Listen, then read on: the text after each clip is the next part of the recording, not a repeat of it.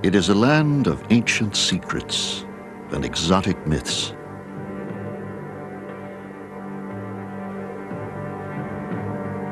Of searing heat and legendary journeys. These are the images Arabia evokes. Here life must go on under a burning sun, with precious little water to sustain it.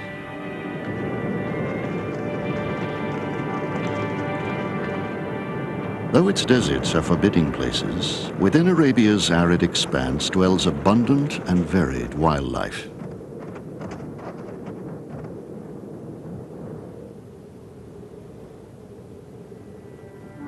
What is little known is the Arabia of mountains and ancient forests.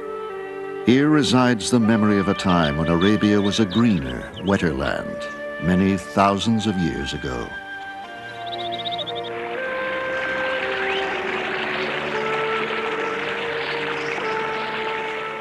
A living reminder of its African origins, its wildlife was isolated when the land was torn from the mother continent.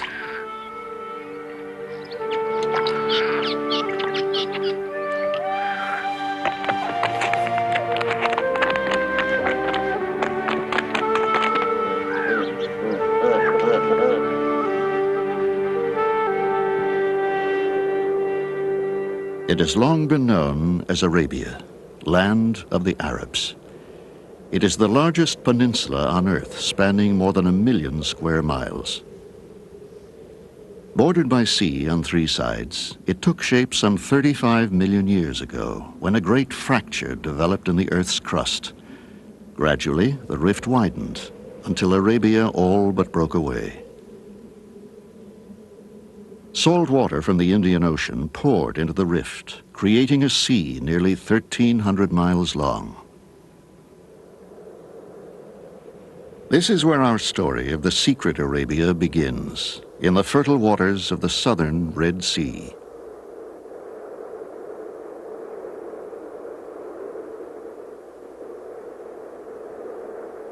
As the oceanic water flows into the Red Sea, it sweeps around islands that are largely barren, though there are mangroves fringing the bays. The Farasan Islands in the southern Red Sea are made entirely of fossil coral.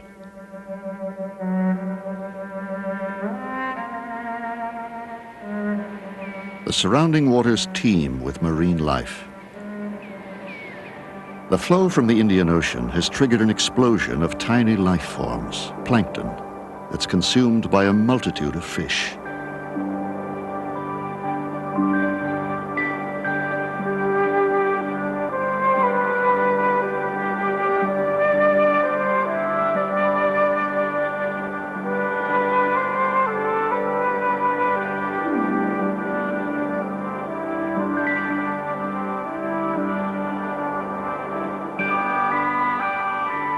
Blooms of jellyfish feed voraciously on the drifting plankton that often spreads over hundreds of square miles.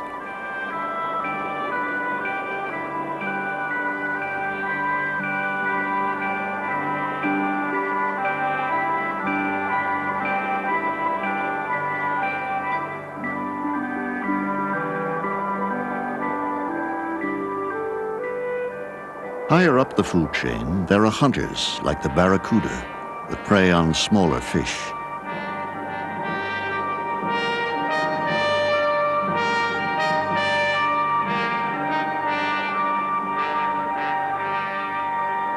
It's here, too, that the great manta rays come to feed.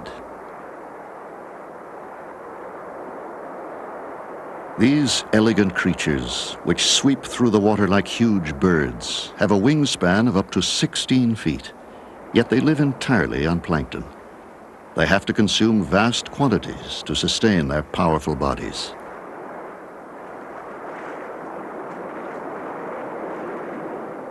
Plankton is funneled into the mouth with flexible lobes that hang like jowls. Then it is sieved through the ray's gigantic gills.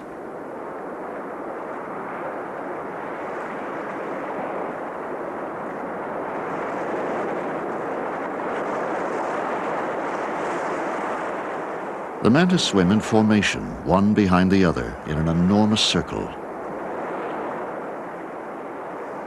Yet the circle is staggered, so each manta can plow through an undisturbed stream of plankton.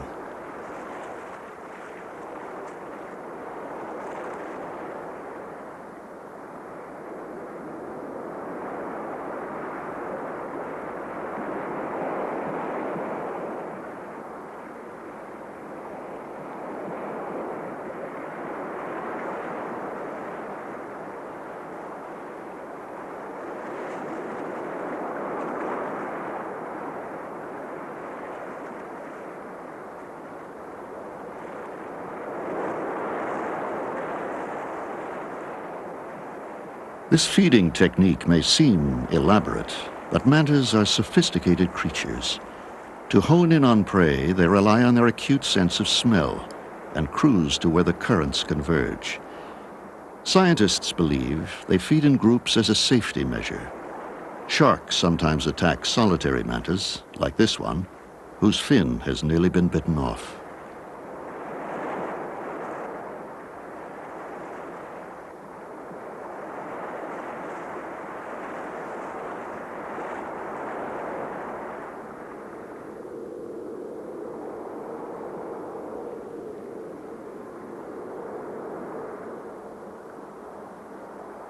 In these southern waters, the reefs blossom with soft coral.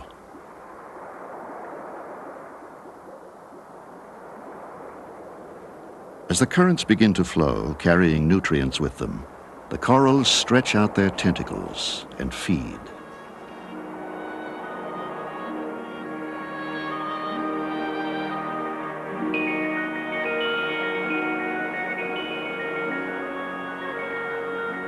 Clouds of microscopic life drift through this underwater garden.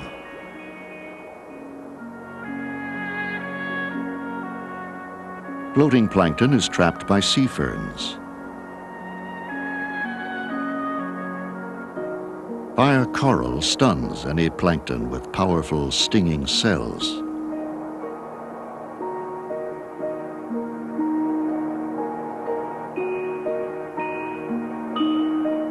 The burrowing barnacle uses a subtler means. Casting out a fan-shaped fishing net of sorts, it combs the currents for passing plankton.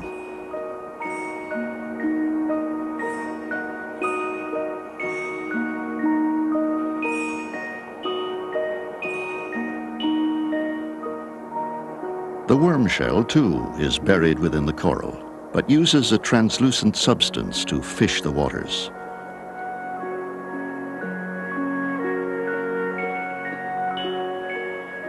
Every 15 minutes or so, it winds in its catch.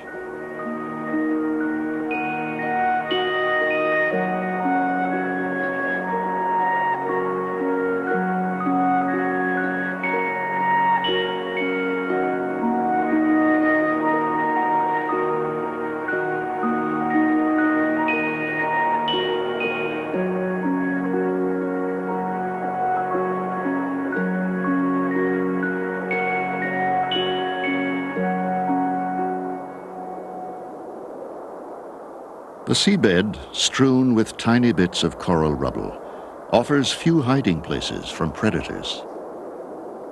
Burrows are useful. And sometimes partnerships arise, like this one, between the goby and the pistol shrimp. The goby does sentry duty, while the shrimp maintains the bunker. With its superior eyesight, the goby is more likely to spot enemies. Its comrade is nearly blind.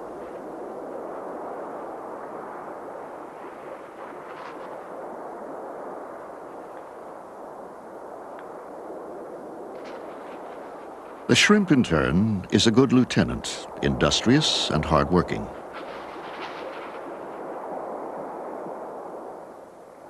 The goby only leaves for short periods, feeding on microscopic creatures that live in the sand.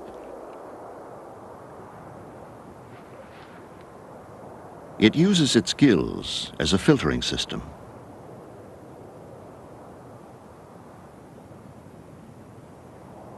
Some of its elusive prey burrow only during daylight hours and rise to the surface come nightfall.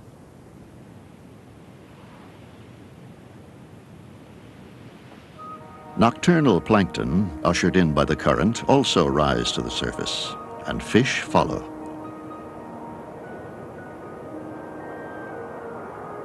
The creatures of the night emerge in all their bizarre finery. This crab decorates its shell with soft coral.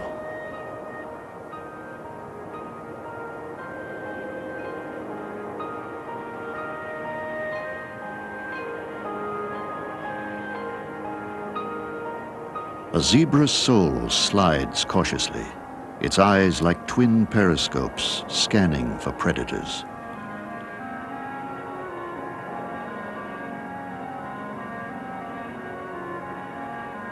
A sea urchin crawls forward, a mobile pincushion bearing a deadly arsenal, 1,000 tiny sacks of poison.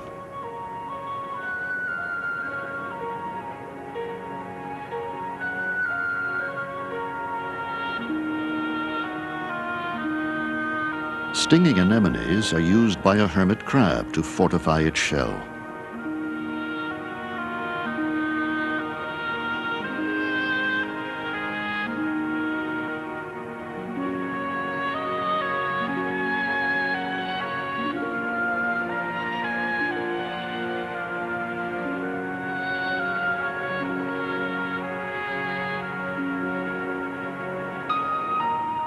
Psyllid worms, anchored in a sponge, become the target for a cube boxfish.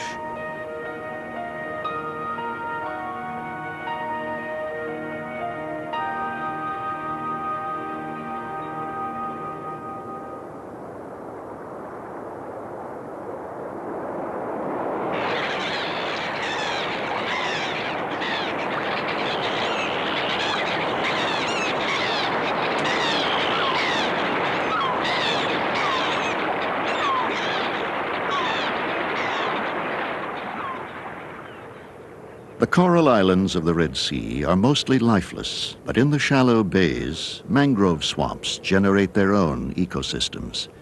These resilient trees and the swamps around them are beacons for bird life.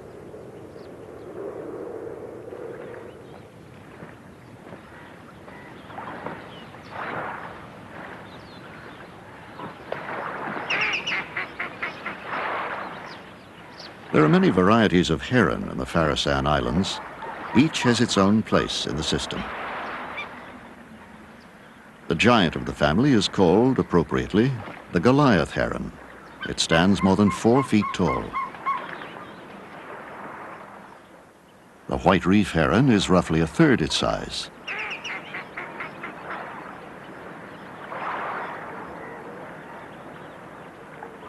The short-legged green heron, smallest of the Farasan Islands family, patrols the shallows at the water's edge.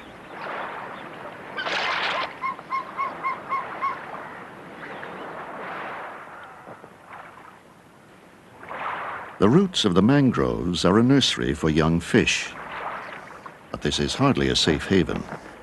A reef heron disturbs the fish by bounding among them with kangaroo-like leaps.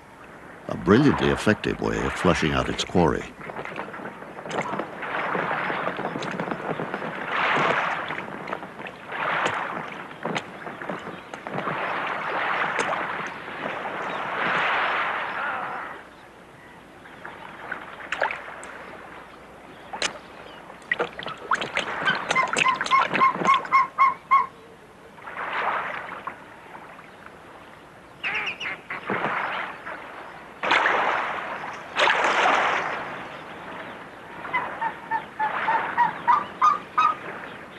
Goliath herons impale their prey, using their beaks as spears.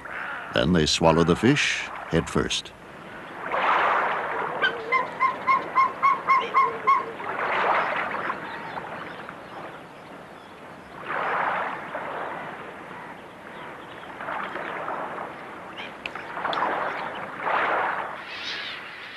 Mangroves fringe the shallows along the southern end of the Red Sea, but farther north, the seabed plunges steeply only a short distance from land. The edges of the Red Sea are still moving apart nearly 3/4 of an inch every year as the rift between Arabia and Africa grows larger.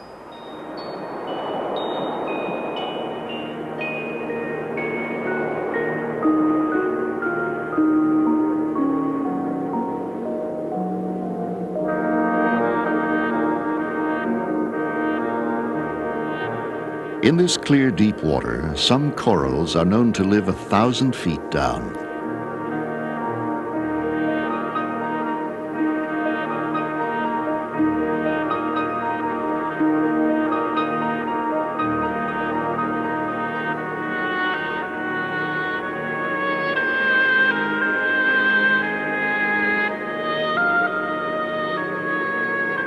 Sea fans grow to more than 4 feet across and orient their surfaces to face the current so that they can catch food in their branches.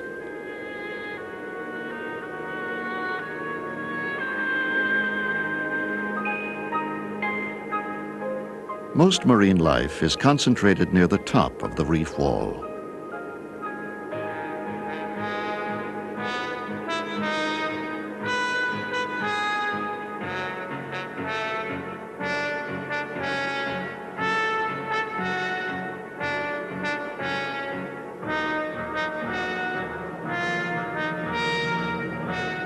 Sharks have always been seen as sinister terrors of the deep. Their reputation as man-killers has made them symbols of primeval destruction. Yet, as Red Sea divers can testify, surprisingly, sharks are seldom aggressive.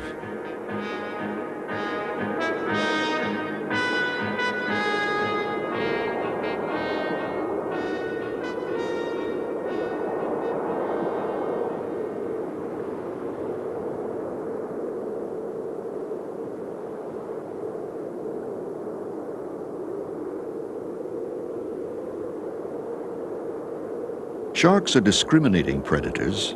Like the great cats, the lion, and the leopard, they perform an essential role in their ecosystem.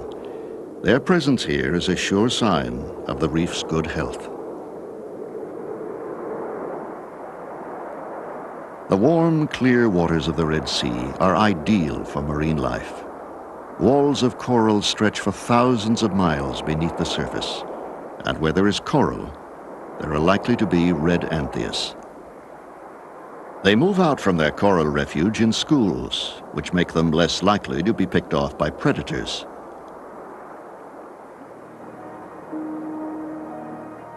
Anthias are the signature fish of the Red Sea. The females can be distinguished by their paler orange color.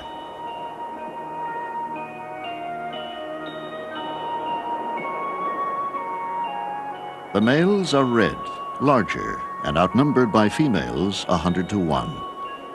When a male dies, he is replaced by the largest female. Incredibly, she has the ability to turn into a male.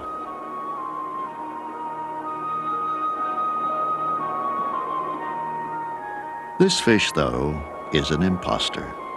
It's the Midas blenny, named after the legendary king with the golden touch. Unlike other blennies, the Midas ventures out into the mainstream, but only in the company of anthias. It behaves exactly like one of them. So successful is this masquerader that its ruse was only discovered 21 years ago. When it's not feeding with the anthias, the Midas shelters in its burrow like other blennies.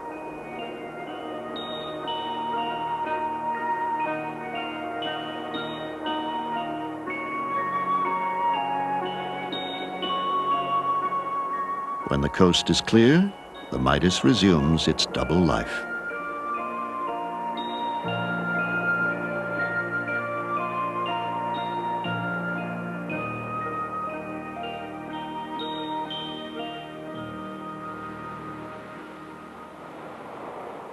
The wide shore built of coral stretches for many miles. At the northernmost end of the Red Sea, it gives way to rugged mountains that crowd the water's edge.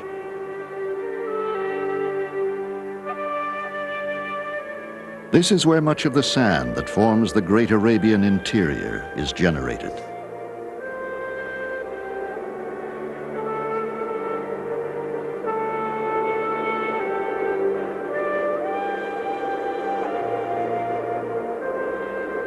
And storms, in turn, occasionally sweep the sands back, washing enormous quantities of silt out over the coastline. Underwater, this deep sand is a refuge for Silneri garden eels. At the first sign of danger, they sink tail first into their burrows.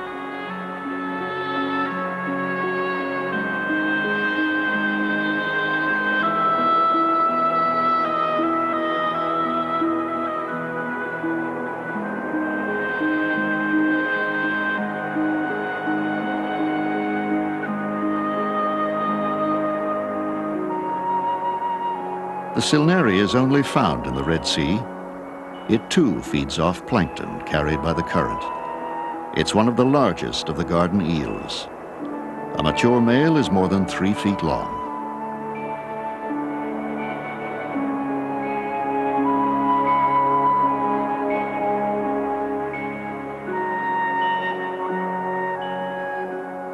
The eels sway in the current like so many reeds in the breeze.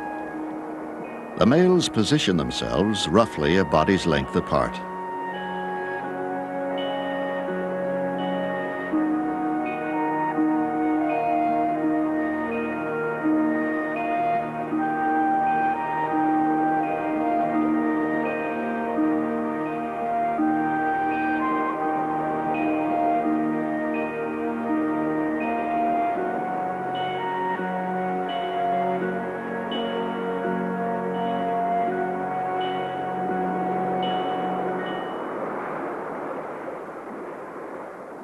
This seagrass is actually a flowering plant and once grew on the shoreline.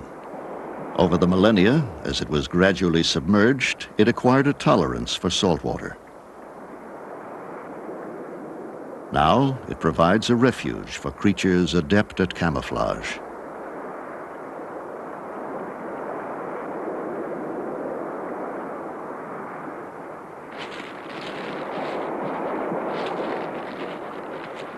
Carefully hidden in the seagrass, an animicus scares off attackers with a spectacular display.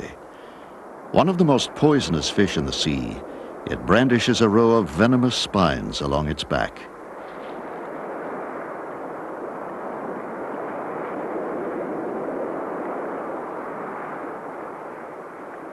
The sea moth is another creature that avoids attack by imitating the textures of the sand.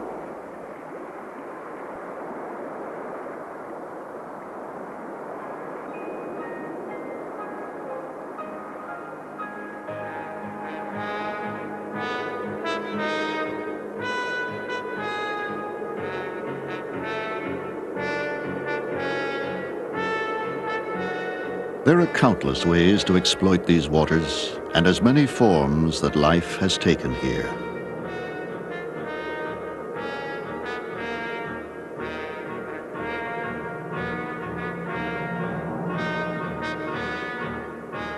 The Red Sea is a magnificent treasure house of marine life that remains largely undisturbed by man.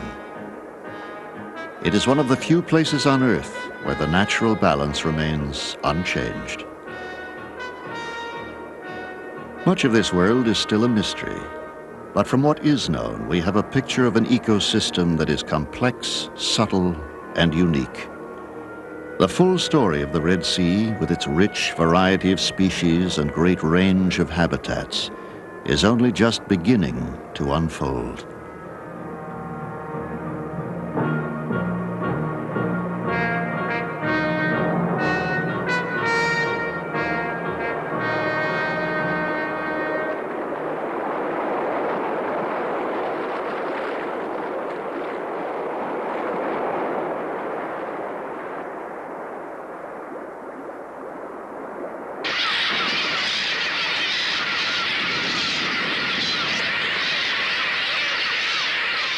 Every year, more than 6 feet of water evaporates from the sea.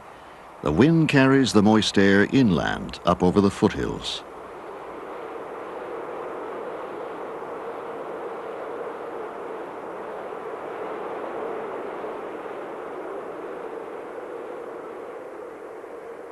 The moisture rises to 12,000 feet, to the heights of Arabia's great mountain barrier.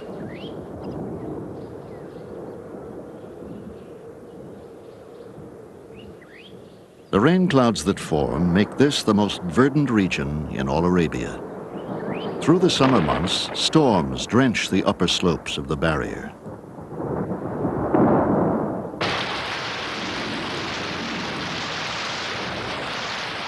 While the rest of the country bakes in the summer heat, the mountains remain cooler, sheltering the last of Arabia's tropical vegetation.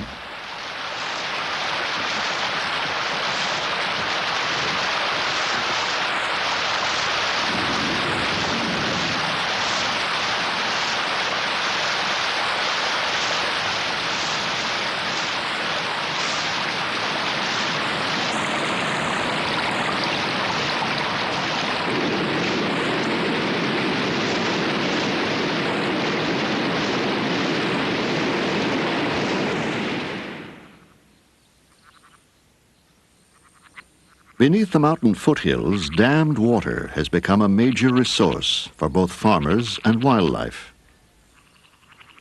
The lakes attract thousands of birds, which use them as rest stations on their migratory paths across Arabia.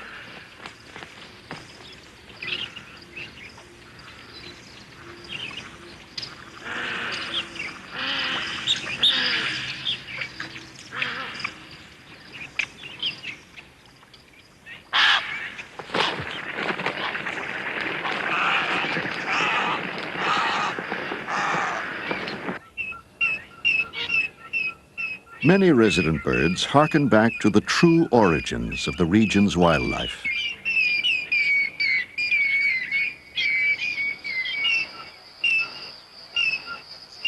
Hornbills are more familiar as birds of tropical Africa, but the gray hornbill thrives in these humid foothills.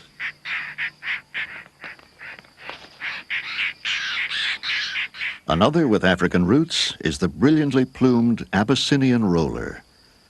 The male roller is one of nature's most skillful aerobatic performers.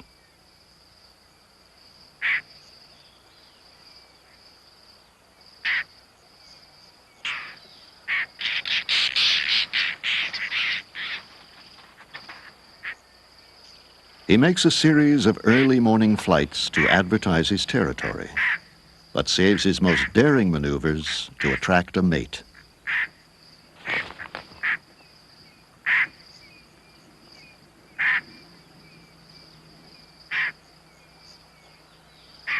Pairs often take to the air together, but as an exhibitionist, the male is on his own.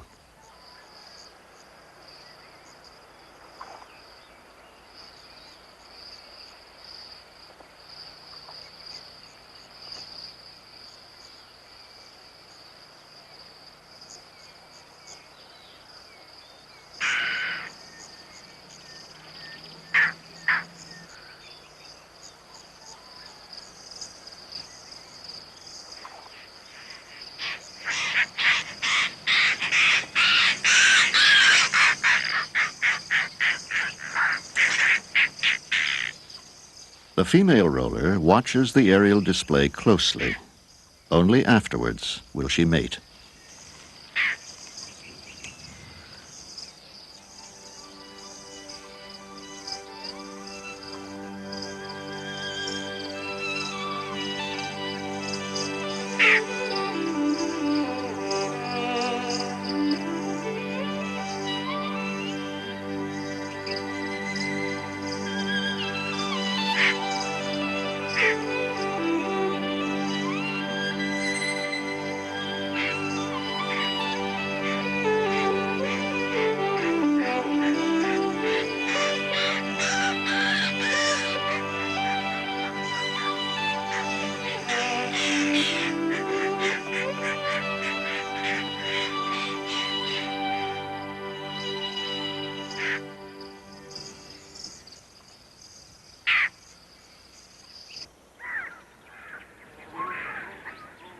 High above the foothill plains, the mountains of the southwest have long been the most populated region. The Romans called this area Arabia Felix, fortunate Arabia. It was the source of precious goods like frankincense and myrrh.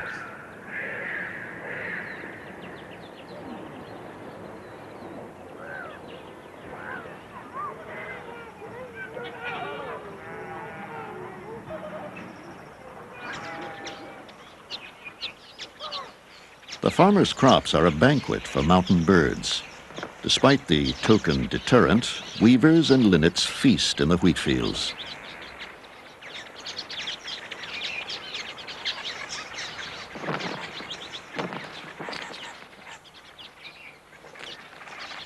The Yemen linnet is found only in these southwestern mountains. Its stubby beak is ideal for shredding the husk from the wheat.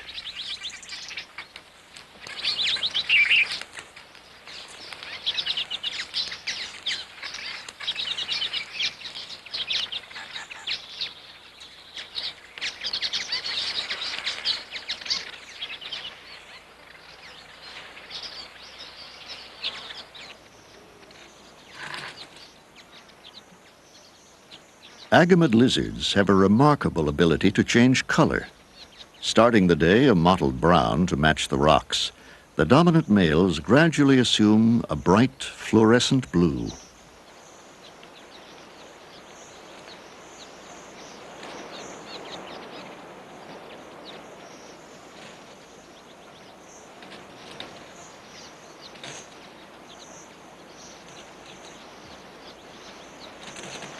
The gaudy new look and the bobbing of the head are techniques to attract a mate, but there are hazards in such flamboyant displays.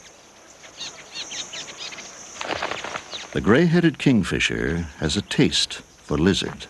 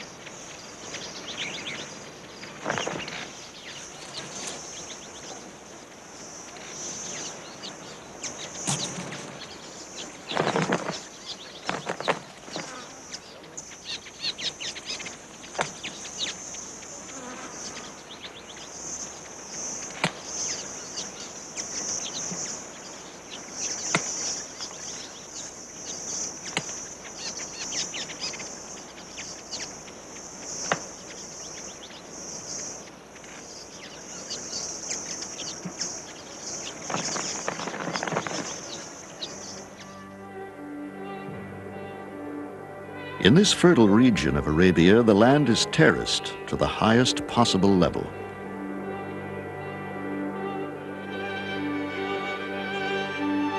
Where the slopes are too steep to be farmed, wild juniper trees take over.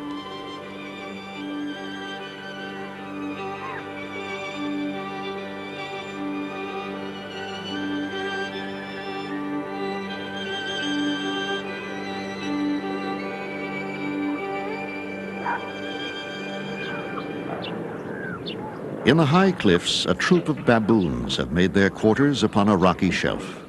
These are Hamadryas baboons, a species also found in Africa. There are more than 350,000 in the southern Arabian mountains.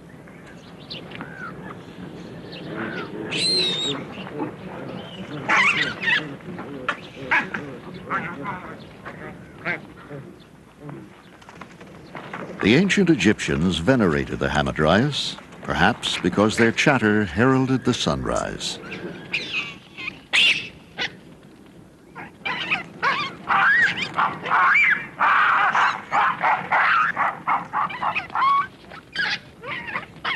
The baboon's success in Arabia is due to its versatility. Its range extends over 500 miles along the barrier, from the rocky heights to the farthest reaches of the juniper forest. The Hamadryas baboon has a social structure second only to man's in its complexity. Grooming, which baboons do incessantly, has a double function. It keeps their skins clear of parasites, and it strengthens social bonds. The basic family unit places several females and their young under the care of a dominant male, although his authority is often challenged by younger rivals.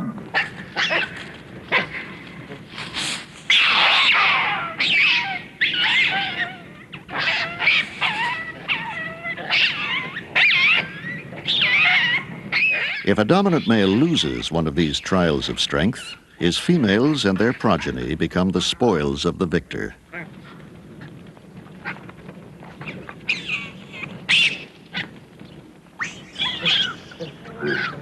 Baboons depend upon group support for survival. These juvenile games are an important part of their training. Play develops and strengthens family bonds and helps to establish rank in the hierarchy.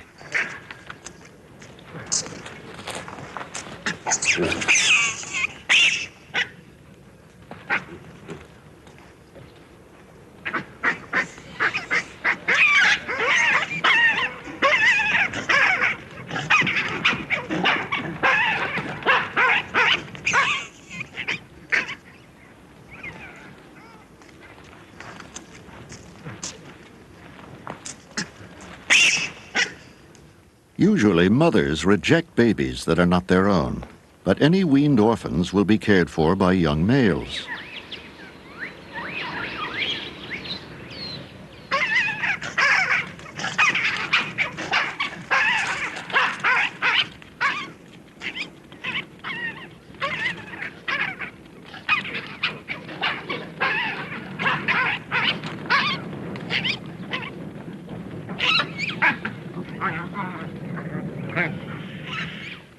The baboons forage over a wide area, descending most days to feed on figs in the wadis, the floodplains below the mountain wall.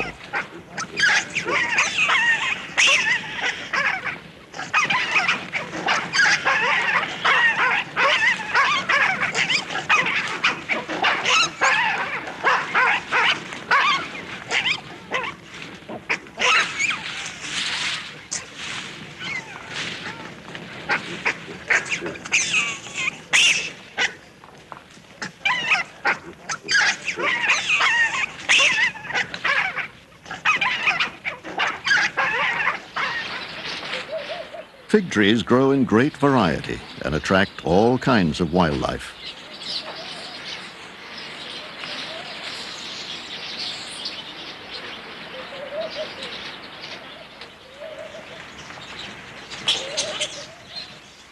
Fruit bats have fed on figs during the night, but as soon as the sun comes up, they shelter in the shaded awning of a palm tree.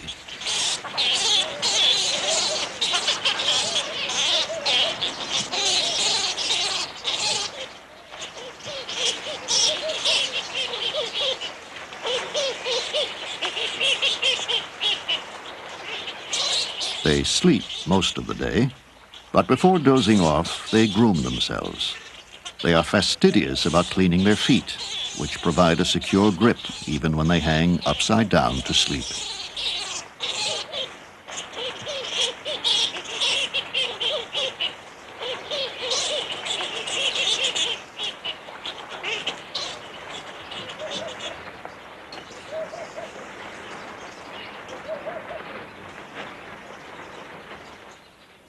Many of Arabia's rarer species rely on juniper forests for their survival. These ancient woodlands once extended in a vast belt as far north as the Mediterranean. Now they are confined to the southern ranges. Most of the forest was lost during the great climatic change 5,000 years ago, when temperatures started to rise and Arabia became a drier, hotter place. The process continues to this day. The juniper on the lower slopes no longer grow to their former height.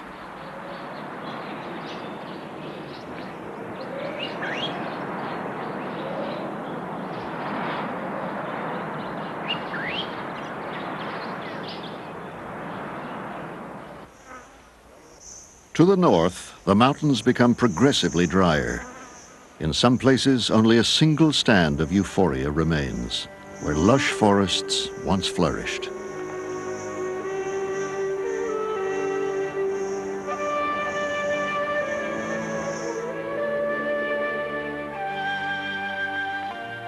In these harsh surroundings dwells the ibex, one of the few creatures that survived the parching of the land.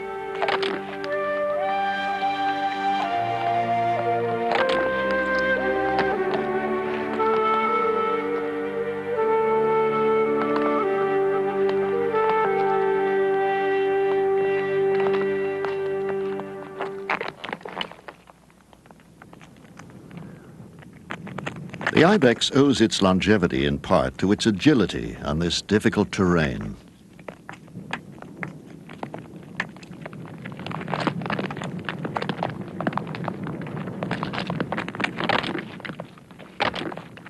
The males constantly lock horns in tests of strength.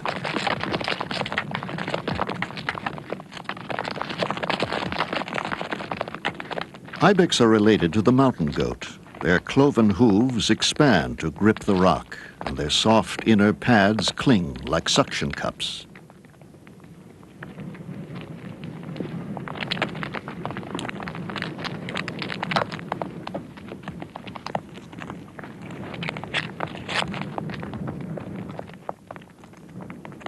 Female ibex drift away from the herd when they're about to give birth. The newborn are hidden away in a rock crevice.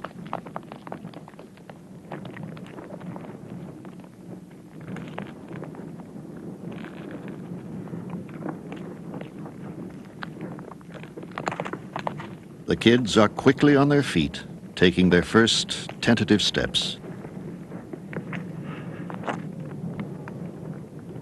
And so their nurturing begins against this bleak and inhospitable backdrop. Rain is a rarity here, and the dry winds carve gaps into the Great Barrier.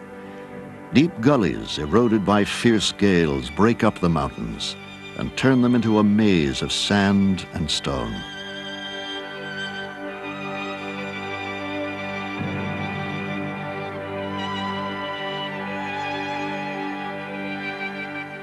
Behind the mountain barrier lie the great stone deserts of the interior. Vast areas of volcanic debris. This desolate moonscape is pockmarked with craters, some over 2 miles across.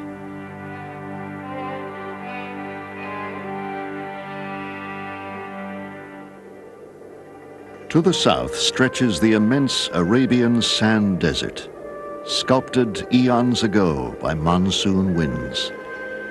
These corridors run for hundreds of miles, and the great dunes rise to 800 feet or more.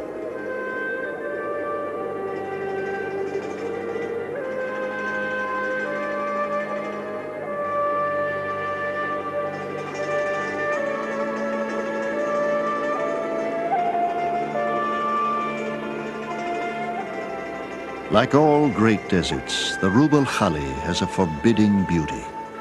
For 6 months of the year, no one ventures into this burning world. That's why it's called the empty quarter. Then, as the weather cools, the camels come, as they have for thousands of years. Travelers called the camel the ship of the desert because it carried men and goods across oceans of sand. Here in southern Arabia, more than 3,500 years ago, those desert voyages began. They marked the beginning of the Bedouin way of life.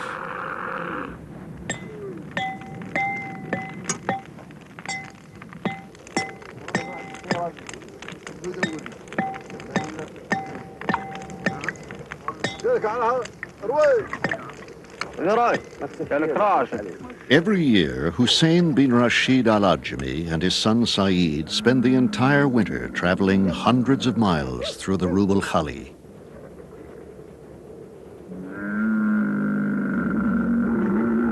This is when both nomads, Bedouin and camel, begin their journey. They must search the vastness for pockets of green where rare rainstorms have brought on plant growth. This will be their winter grazing.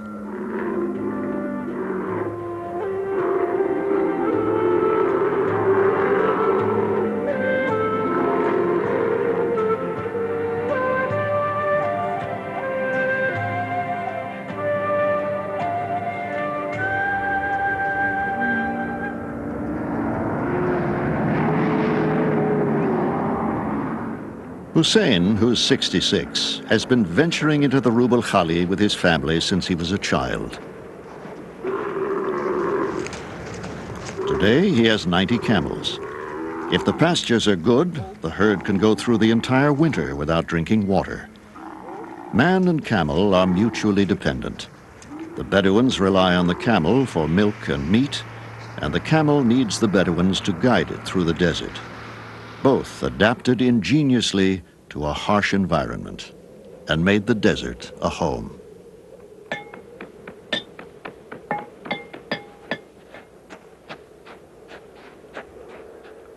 هذه مما يدلنا على محبة الإبل وحنا ما عشنا إلا بإذن الله سبحانه.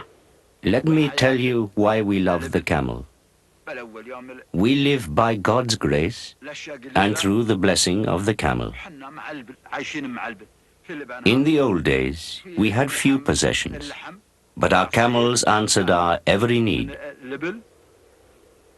All we needed was enough to eat, the chance to hunt, and we had dates. وشرفها الرب عز وجل في السوالف اللي احنا نسنا من الأولي ولا حنا ما نفهم إلا شيء نسمعه. We believe that camels are noble and that God himself ennobled them. الرب عز وجل. There's a story our ancestors told of how God Almighty created camels from a cloud. With his power and artistry, he fashioned them from a cloud. But when the camel came down from the heavens, the earth was not yet made, and the camel floated about in the air like a bird without a perch. So God created the earth for her, and formed the mountains and the desert sands for her. And so the camel was made welcome on earth. This is a true story, God willing.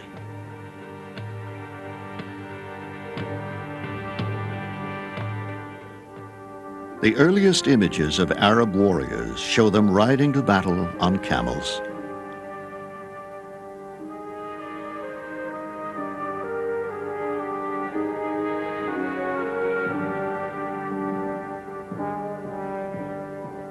The wheel had been in use for 3,000 years, but around 500 BC, camels began to be used as pack animals, making them the most efficient form of transport throughout the Middle East.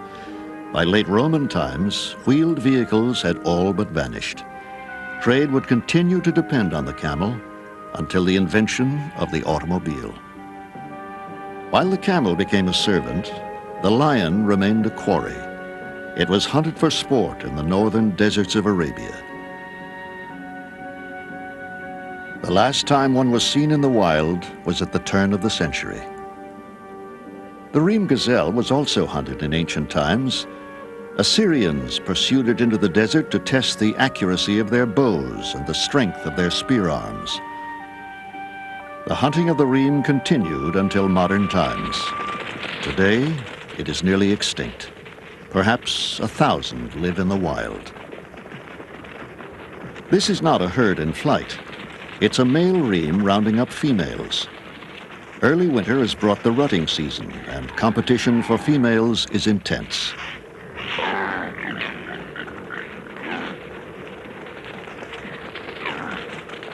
Although the reem are nomadic, during the rut, the dominant male marks out a territory to gain temporary possession of all the females in the herd. But he has to fight for them.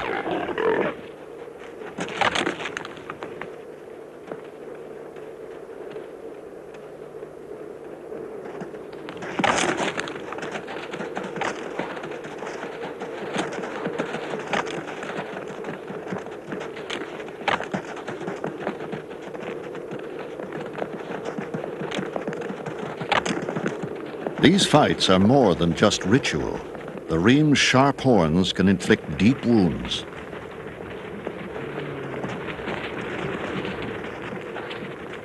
The victor secures his territory by rubbing secretion onto a rock.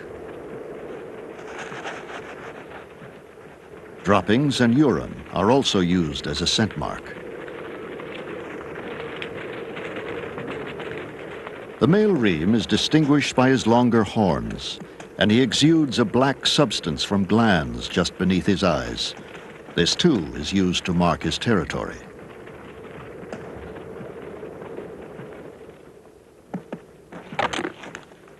Throughout the rut, these trials of strength continue.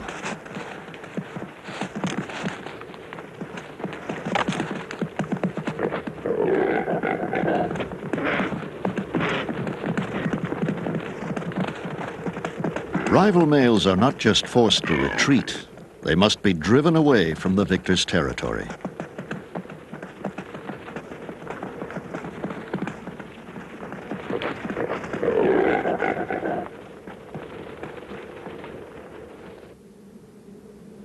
Unlike the nimble gazelles, camels can be ungainly when mating and sometimes require assistance from the Bedouin.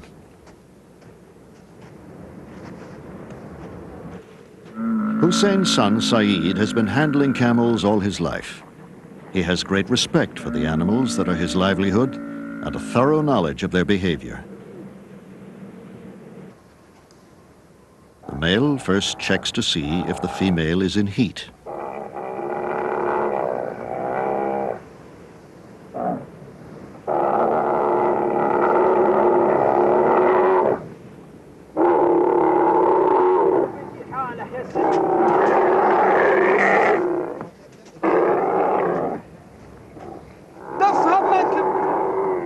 Saeed has tied the female's leg to curb her bucking. This reduces the chances of injury during mating.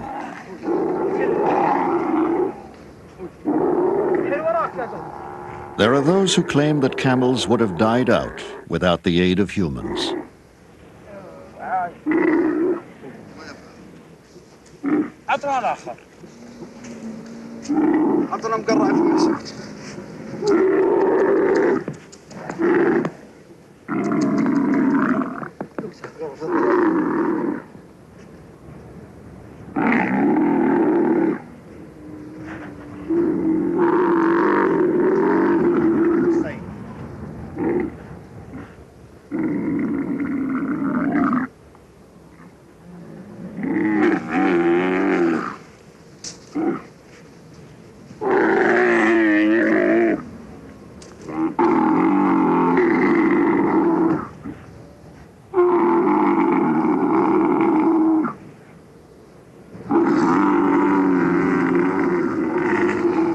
Camels are the only hooved animals to mate in a crouched position. A strong bull camel can service up to 70 females in one season.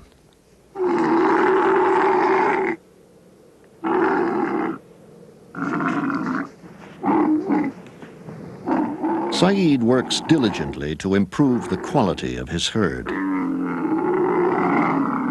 الناقة المزيونة يمكن ما في البل كلها كل ذود إلا ناقة واحدة سوداء. In a whole herd, there may only be one really good camel. She should be black, a good mover, tame, with plenty of milk. Her hump should be big, but that depends on grazing. If God gives her good grazing, she'll get fat and her neck should be long. Everything about her should be large and full. She should walk in front of the herd, and if there is a crowd of camels and her owner calls to her, she comes to him. The camel seems to have been custom designed for the desert. It can travel up to 100 miles a day with its unique stride, a pace rather than a trot. The riding camel can maintain speeds of 11 miles an hour.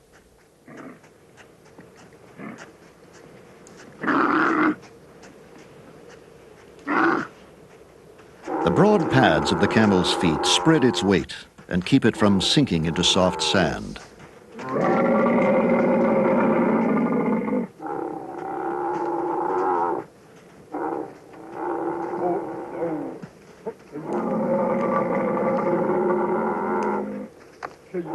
Its long legs keep the bulk of its body high above the sand surface and allow it to scan the horizon for food. The camel's teeth never stop growing. Instead, they are kept ground down by the tough desert plants it thrives on. Its lower jaw is narrower than its upper jaw, so food can be chewed on one side of the mouth at a time.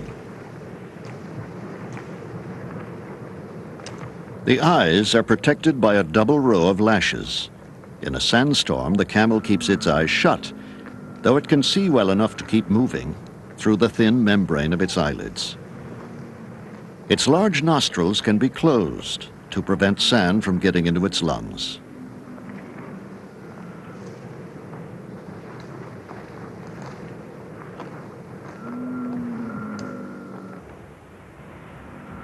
But well equipped as it is, the camel is not all things to the Bedouin. Hussein hunts in the old way, and when in pursuit of hare, he uses a dog known as a saluki.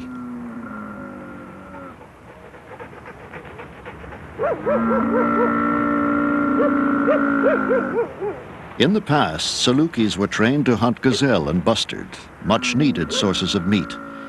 The saluki is one of the most ancient breeds of dog.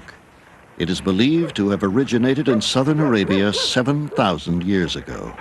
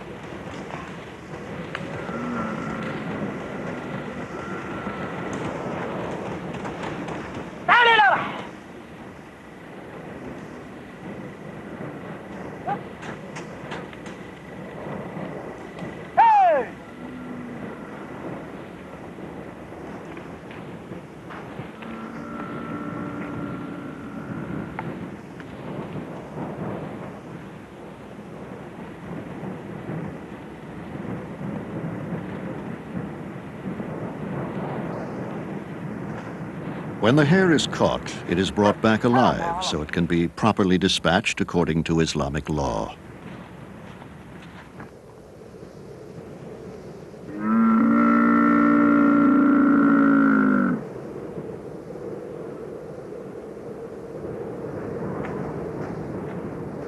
As they lead their retinue of animals through the Rub al-Khali, the Bedouin have always been dependent on wells dug by their ancestors. These ancient water sources were hewn out of rock outcroppings that burgeoned amid the sand. They were long distances apart, and the water was often brackish and foul-tasting. The wells are seldom used today, but they're still maintained as a time-honored courtesy to other travelers and as an emergency source of water.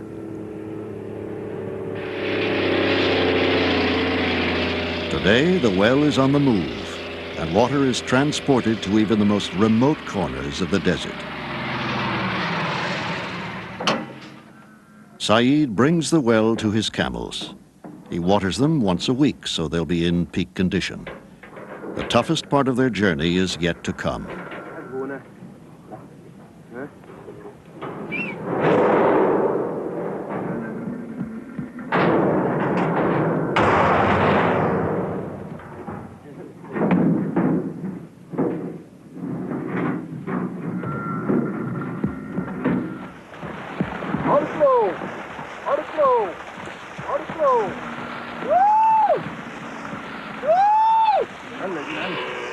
The camel is singularly adapted to this harsh climate. It can lose as much as 40% of the water in its body without perishing. A man dies if he loses only 12%.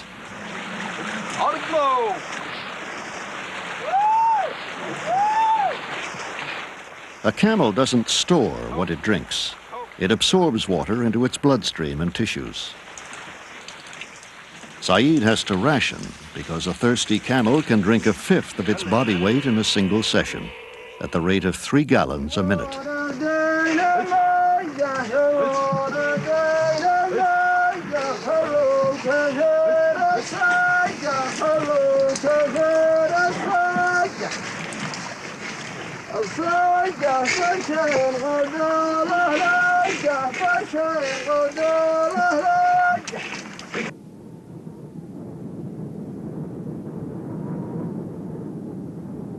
While camels have water brought to them, other denizens must wait for the rare desert rains. Plants grow best where water has been trapped at the base of the dunes. Before the water sinks into the sands, a drama is played out in thousands of pools across Arabia. These muddy pools are the home of tiny crustaceans that have remained virtually unchanged for 100 million years. Dormant tadpole shrimp eggs spring into life.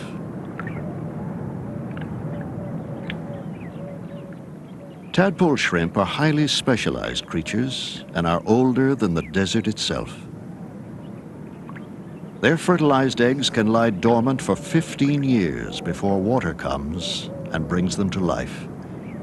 In a few days, they grow from tiny eggs into adult shrimp nearly 3 inches long. Their life is desperately short. They must reach maturity and mate before the pools dry out.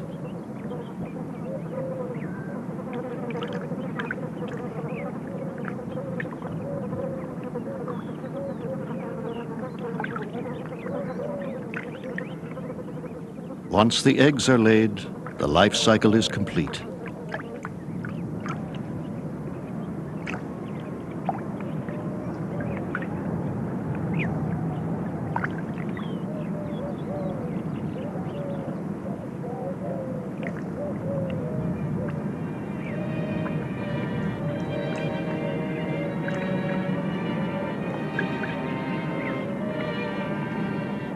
Then, as the pools heat and dry up, the oxygen becomes depleted, and the shrimp struggle to breathe.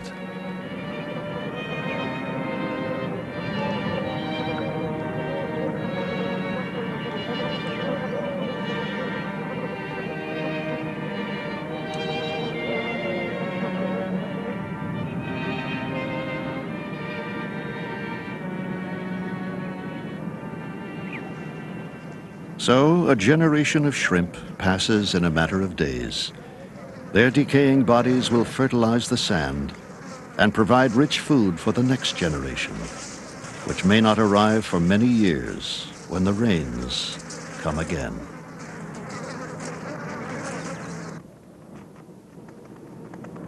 Other creatures live without rainwater.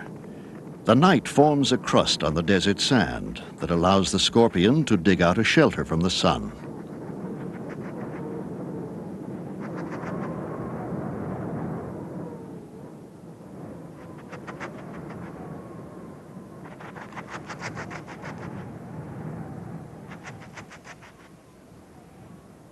Reem gazelle can spend years without drinking water. They take some moisture by licking the morning dew off their coats, and like other desert gazelle, they feed in the early morning when the dew is heaviest on the plants.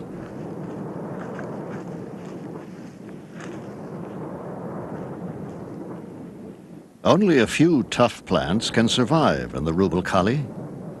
Some grow far apart and spread their shallow roots over a wide area to take advantage of dew and occasional rains. Oryx find moisture in the summer by digging up plants that have roots with a high water content.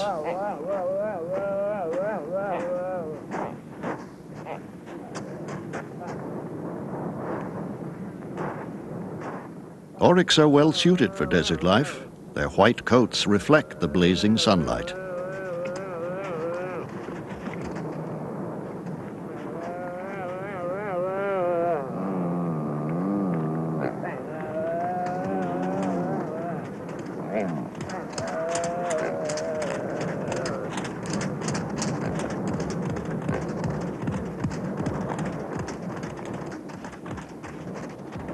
Sedge plants spring up after rare winter rains. They're not very nutritious, but camels obtain moisture from them.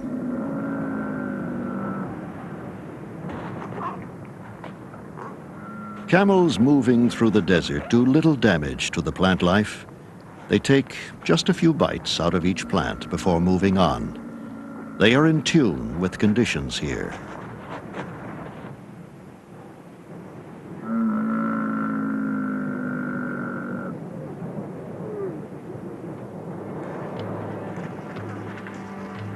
There are other animals that are not true desert dwellers. In modern times, watered by tankers and given fodder, sheep and goats have begun grazing far deeper into the Arabian deserts.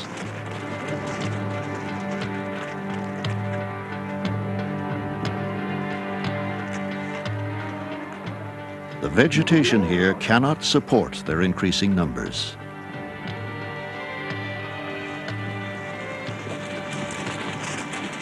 They eat almost everything that grows.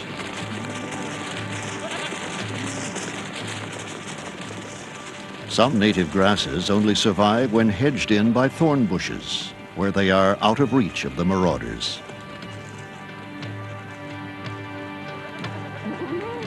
When the rangeland is overgrazed, the plant life may never recover.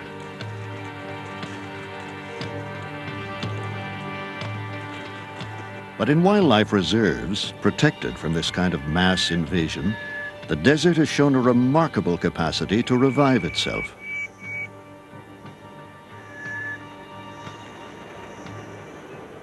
And where the desert has recovered, wildlife flourishes.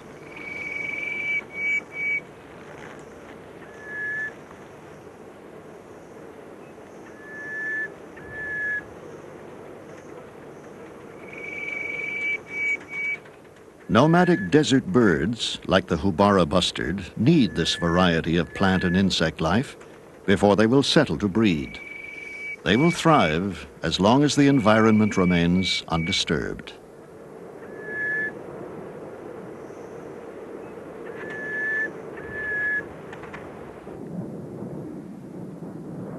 As for Saeed's camels, there is less and less vegetation in sight. Now they must double the distance they travel in a day. It's the calving season, and a female is about to give birth. Her timing couldn't be worse. The pregnant female cannot be allowed to delay the herd. She'll be driven onward until she's ready to give birth. There's little grazing here, and they'll need to travel 25 miles a day to reach their next feeding ground, though the terrain ahead is difficult.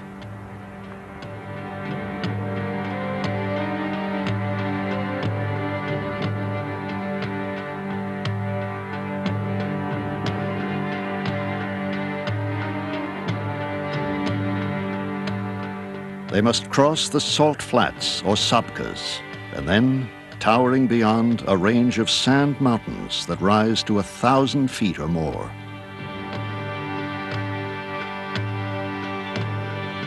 The sabkas are heavy going. Beneath the salty crust, there's thick mud, and the camels can easily become stuck, or even sink without a trace.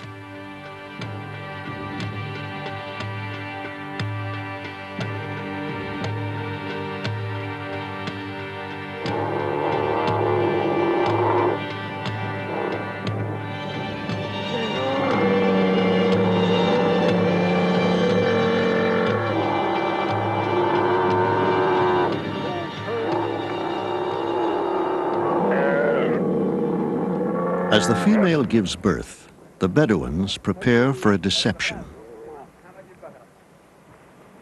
They're going to switch the newborn calf for one that's a week old.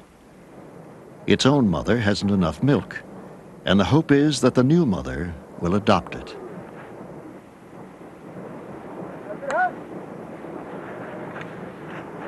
So, the newborn calf is hidden from view. And now the week-old calf, smeared with the newborn's placenta, is introduced to his adoptive mother.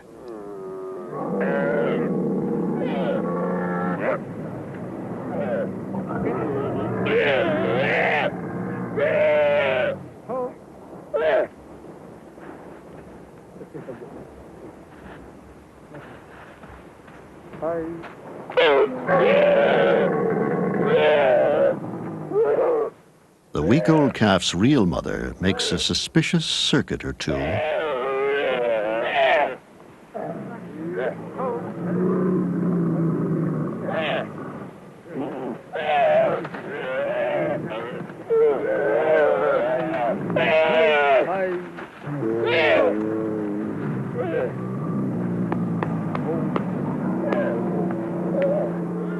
Meanwhile, the newborn calf is taken to the truck. It will be raised by hand until it's old enough to keep up with the herd.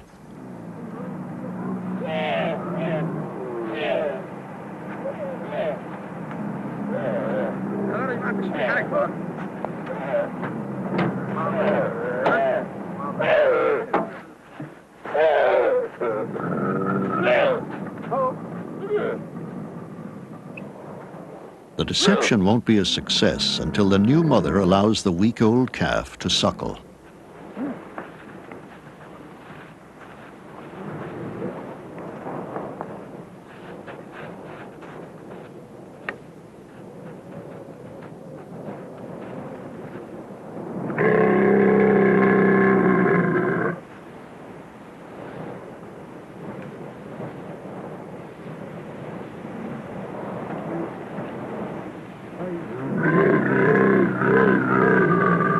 At last, the week-old starts to nurse. The bond is sealed. Its new mother will provide milk both for him and for Hussein's family for the next 12 months.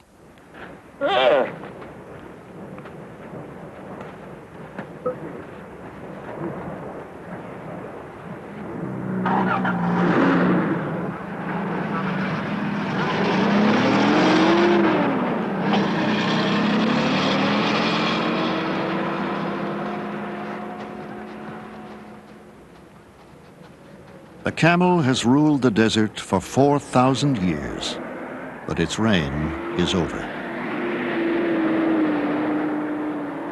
It's been outdone by the four-wheel drive. Today, the automobile can go anywhere in the desert.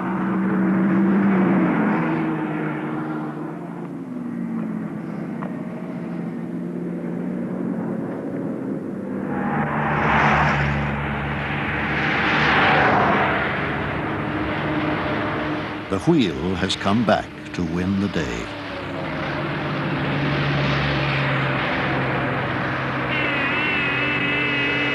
The old camel trails have been swallowed up by highways.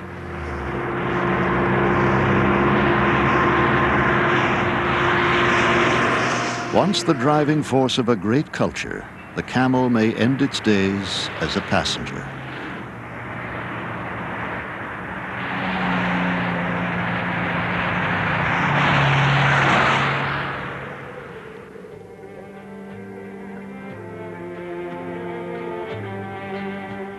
Hussein has seen Arabia totally transformed in his lifetime, and now the desert he loves is much altered by the modern age.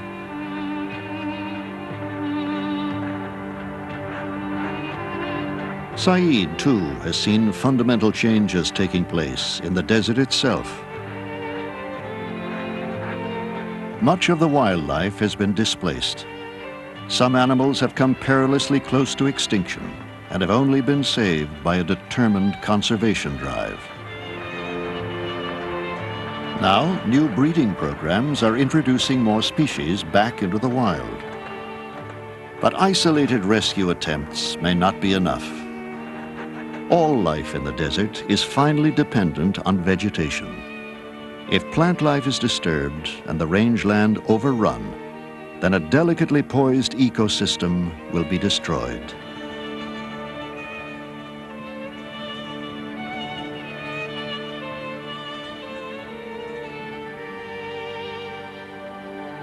The Arabian Peninsula is unexpectedly rich in exotic wildlife and great natural beauty. Surrounding this magnificent land are some of the most fertile seas on Earth.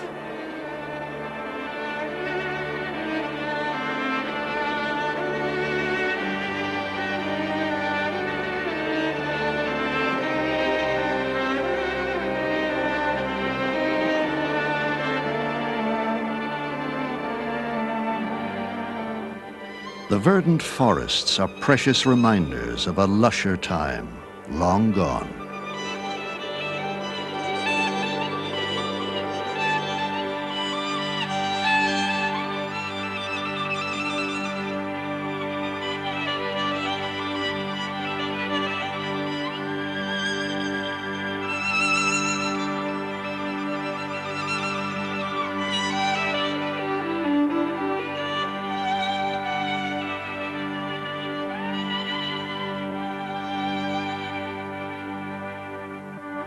Through vast seas of sandy desert, we can glimpse two Arabias, the natural one of the present and the romantic image of Arabia's past.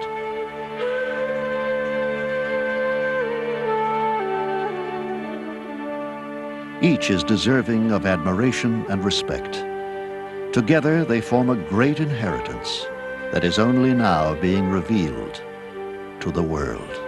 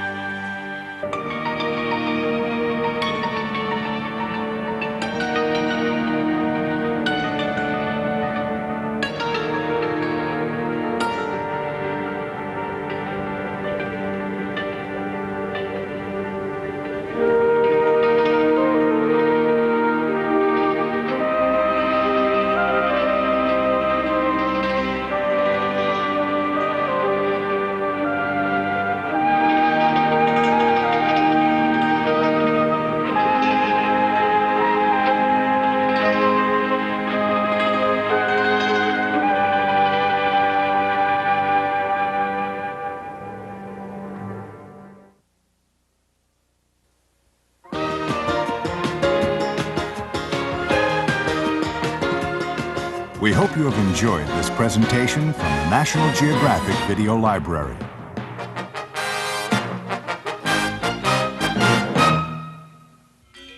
On the island of Bali, life is a gift from the gods. In return, the people give the gods everything: the fruits of their labor, their art, their reverence. For in this mystical land, life itself is a dance of devotion and an endless cycle of creation and destruction. National Geographic is your guide to a world of ancient spirits and sacred traditions. Bali, masterpiece of the gods.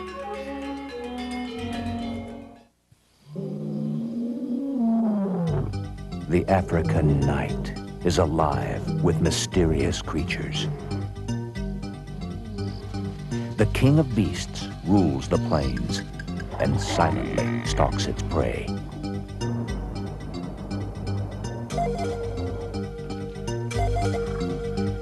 But when the hunt is over, the fiercest competition has just begun.